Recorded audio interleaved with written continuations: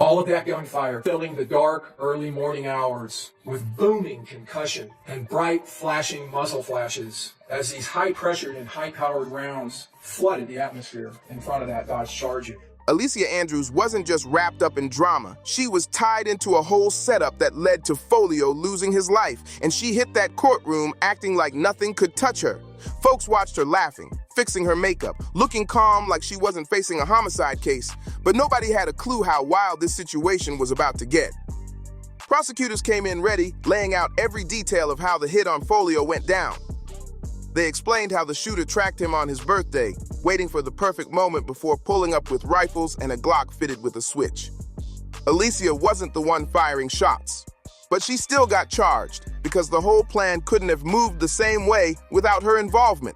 Go retaliate or something. They're sitting up here rapping, but that's y'all homeboy. Just do what y'all gotta do. And the part that shocked the room was that Alicia was pregnant while running around doing all this reckless stuff.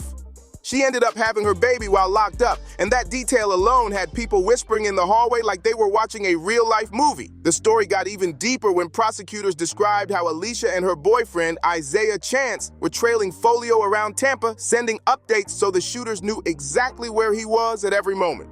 It was Alicia and Isaiah who first spotted Fio sitting outside that hotel in his car, chilling like he didn't have danger anywhere near him. Seconds later, the shooters pulled up and unleashed a wave of gunfire that made the whole area shake. When you see the pictures of that car after everything happened, it's shocking. There was no chance Foolio was getting out of that scene alive with how heavy those shots were coming. Foolio had been kicked back in the passenger seat with his feet up, relaxing, not expecting anything. As soon as the bullets started ripping through the car, he tried sliding into the back seat to escape, but one of those 5.56 rounds hit him straight in the chest and went straight through his heart. Even after that, he was still trying to crawl away, fighting to stay alive, but he got hit twice in the back, and one of those rounds tore into his liver. Girl, I don't like Foolio. Ugly ass. He needs to die. The whole thing played out fast and brutal, and by the time the shooting stopped, Foolio never had a chance to stand up or escape. The hit on Foolio might have looked sloppy from the outside, but this crew had been plotting for a minute, and Alicia Andrews played a key role without even touching a weapon. She was the one who helped lock down that Tampa Airbnb so everybody could move around without drawing attention, but everything they thought was slick ended up being recorded or traced in some way. Sean Gathright, one of the shooters, got himself burned bad when police found security footage inside his own house showing him and Isaiah Chance loading huge bags into their cars before heading out to Tampa. They basically documented themselves gearing up for the mission, and investigators couldn't believe how careless the whole thing looked once they pulled the tapes. On top of that, cameras, license plate readers, and cell phone towers picked up the entire crew traveling from Jacksonville to Tampa like a trail of breadcrumbs. Alicia herself was even caught on video hitting McDonald's in Tampa just hours before everything went down, which made the timeline look way too clean for the defense to fight against. When her trial kicked off, Alicia's lawyer tried to paint her like she was innocent and clueless. They claimed she didn't know any of the shooters, didn't know the plan, and was supposedly just enjoying a quiet weekend trip with her boyfriend Isaiah Chance. But from the jump, everyone could see the story wasn't adding up, and the state was waiting to tear it apart. Then the first witness came in, and that's when the courtroom energy changed completely. This woman had been at the hotel the night Foolio was unalived. She had been chilling with Julio's circle, but stepped inside to use the bathroom right before the shooting started, which is the only reason she didn't get pulled into the chaos. What made her testimony even wilder was her past connection. She used to date one of Young and Ace's brothers, T. Trayvon, back in the day, and T. Trayvon tragically lost his life right in front of Ace, a moment that changed that whole family forever. Later on, the witness ended up hanging around Julio's side instead, adding another twist to a case that was already full of tension and history. The courtroom was locked in on every word she said because her story connected both sides in a way nobody expected. When one of Alicia's closest friends hit the stand, the whole courtroom felt the shift. That's when things really started falling apart for her.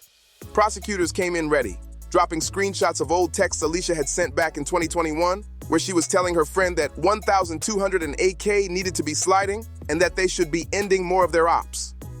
The room got loud after that, because those messages showed Alicia wasn't some innocent bystander. She knew exactly what type of drama she was speaking on. Alicia's defense tried to argue she didn't understand the street situations happening around her, but her own people exposed her with no hesitation. Her friends weren't sugarcoating anything, and once those messages came out, it was clear she wasn't as uninvolved as her lawyers tried to claim. Then prosecutors pulled up another message from 2021 where Alicia texted her friend saying she couldn't stand Foolio and straight up said he needed to end. The courtroom reacted instantly because that wasn't just emotional venting. It showed how she really felt about Foolio at the time, and the state used that to push the idea that she was fully aware of the tension brewing between every crew involved. One of Alicia's homies had been unalived during the conflict between AK 1200 and the folks connected to 6 Block, and Alicia clearly kept up with everything happening. She knew all the players, all the beef, and all the history, which made it harder to convince anybody she was just caught in the wrong place at the wrong time. You were aware that Aaliyah was with Charles Jones when he was shot and killed? Yeah. All right. And that was despite the fact that Aaliyah dated someone that Charles Jones rapped about killing. Okay. You aware of that? Yeah. But what truly stunned people was how sloppy the shooters were once they carried out the plan. One of them tried running from the police and ended up getting tackled immediately. And when investigators started digging through everyone's phones, they found something unbelievable. One of the shooters had actually texted photos of the burner phone he bought specifically for the hit. He even sent out pictures of the guns they used to end Foolio and didn't delete anything afterward. Prosecutors used all this to paint the picture that this wasn't some heat-of-the-moment situation. This was a planned, organized hit. To drive that point home, they brought in a gang detective who laid out the entire history of the conflict between Foolio, 6 Block, AK, and 1200. He explained the timeline, the ambush attempts, the back-and-forth threats, and all the moments that led up to that night in Tampa. Alicia wasn't out here dropping diss tracks or jumping in the spotlight, but detectives proved she knew everybody involved and understood exactly what was happening in the background. And when they brought up the part about AK and 1200 already trying to take Foolio out multiple times before Tampa, the courtroom went silent. It showed the pattern prosecutors needed. Then came the detail that really tied it together. Sean Gathright, one of the shooters charged in the Tampa hit, had also shot Foolio in the foot a year earlier during AK's situation with him. You were at the hotel where Foolio was murdered at the exact same time that he was murdered. Okay? Sweetie, the reason we're so... That connection made everything look even more intentional. Sean Gathright wasn't the only one involved. Prosecutors reminded the court that Foolio had already been caught slipping once before in Houston, where someone almost hit him in the head during another ambush.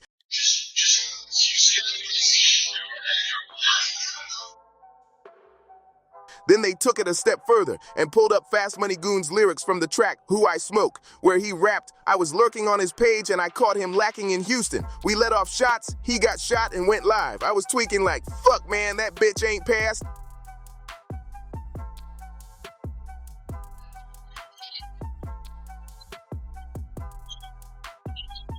Hearing those words in a courtroom hit completely different. After that, prosecutors showed the jury Foolio's own music videos where he had been calling out AK and 1200 directly and mentioning their deceased members.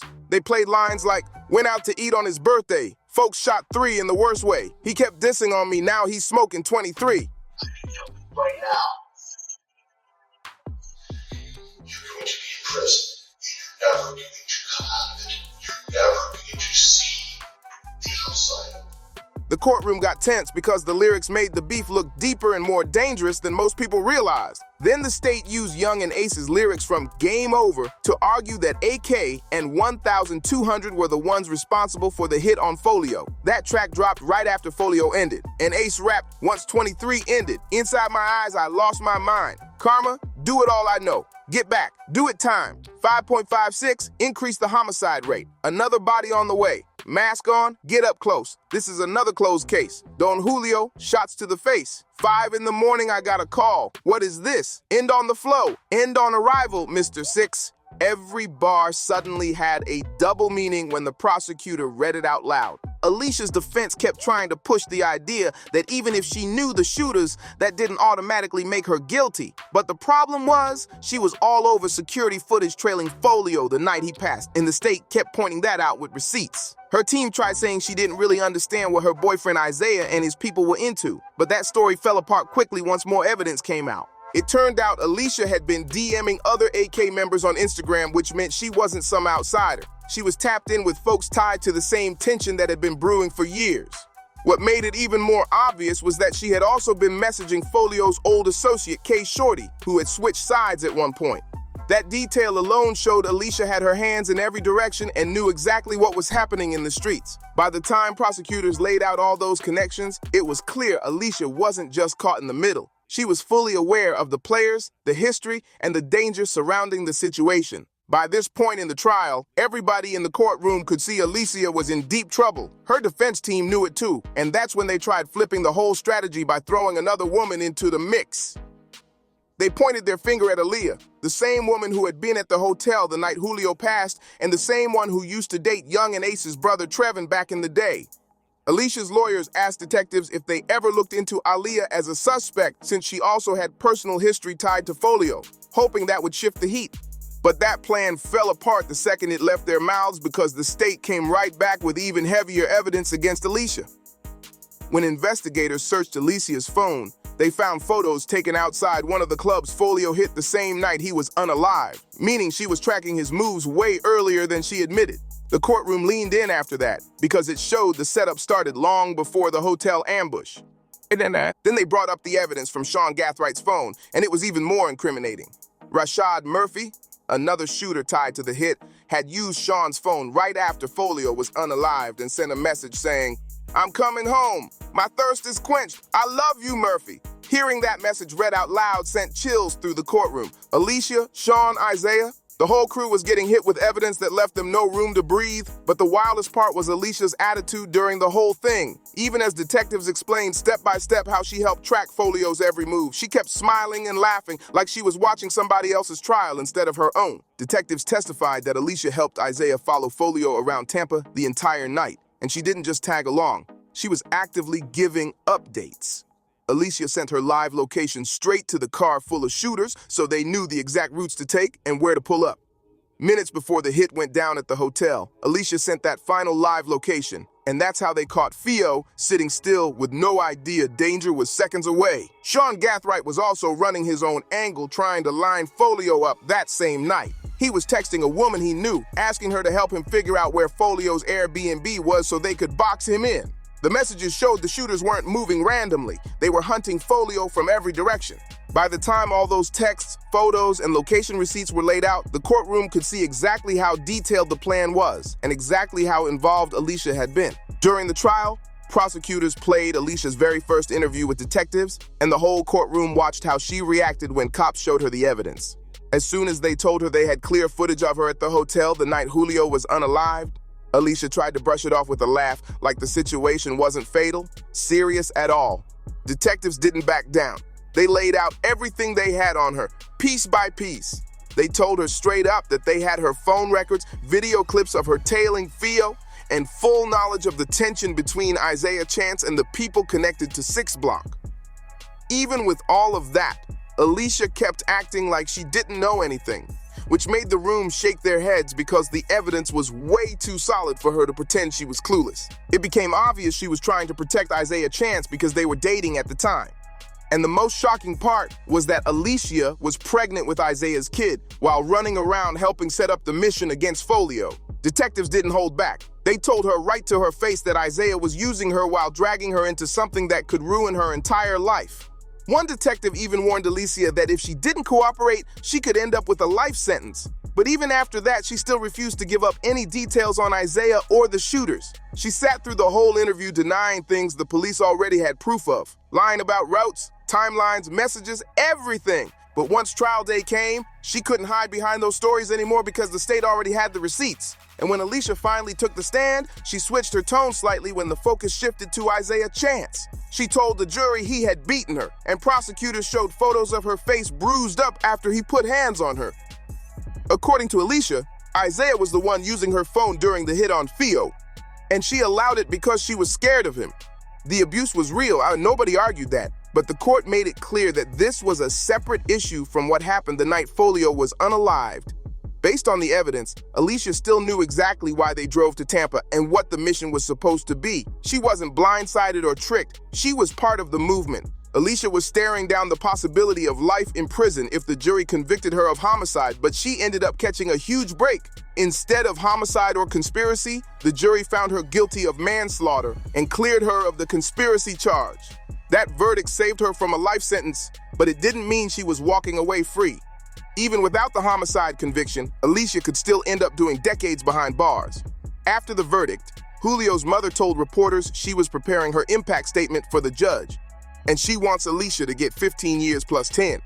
15 years is the max sentence for manslaughter in Florida, but the judge can still stack extra time on top if they feel the case calls for it. And Julio's mom made it clear she wants Alicia to get every single year she can legally receive, no hesitation at all. Even with everything that came out in court, Alicia still walked away with a far lighter outcome than most people expected, and a whole lot lighter than what she was originally facing. But while Alicia caught a break, things look way darker for Isaiah Chance and the shooters tied to Julio's passing. Their trials aren't coming until 2026, and nobody knows what kind of pressure the state is about to apply or what new evidence they've been stacking up behind the scenes. Prosecutors already came hard at Alicia, so you can imagine the fire they'll bring when it's time to face the people accused of actually pulling the trigger. This case is far from over, and the rest of the story is only getting messier from here. Drop your thoughts in the comments, hit that like button, subscribe, share this with the squad, and see you on the next one.